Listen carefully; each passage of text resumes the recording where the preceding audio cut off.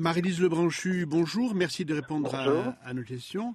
Vous avez pris connaissance du vote largement majoritaire de l'Assemblée de Corse en faveur d'une collectivité unique vendredi soir. C'est un fait politique important selon vous? De mon propre point de vue, pas celui du gouvernement aujourd'hui, mais je ne l'ai pas vérifié, mais je pense que ce sera le même. Je pense que c'est une belle avancée et que c'est un beau travail, c'est une belle avancée. Et dans ce cas-là, la Corse est encore en avance sur d'autres territoires de France. Donc, c'est une avancée. J'espère qu'on pourra y donner une suite aussi belle que possible. Quand on a une telle majorité, bien évidemment, le gouvernement, le président de la République nous a donné mandat pour travailler. D'ailleurs, je pense que ça s'est vu puisque je suis venu régulièrement, comme le ministre de l'Intérieur, rencontrer les élus de Corse sur le territoire lui-même, sur ce beau pays de Corse lui-même. Donc, nous avons avancé. Maintenant, saisine officielle, on donne suite. On soumettra bien évidemment les propositions au Premier ministre et au Président de la République, mais je n'organiserai pas ce type de réunion si je n'avais pas l'aval du chef du gouvernement et du Président de la République.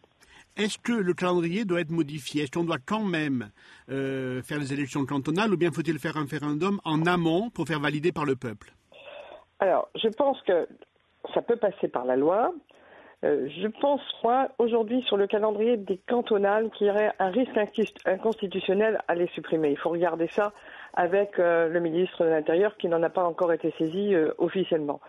Et prenons un autre exemple. On fait actuellement des communes nouvelles, on fusionne des communes. C'est bien sûr pas de même ampleur, pas du tout. Je fais bien la différence.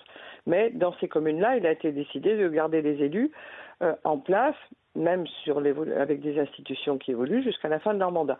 Donc les élections ne sont pas forcément un problème majeur, mais en tout cas, si le ministre de l'Intérieur en est saisi, il répondra de façon constitutionnellement compatible.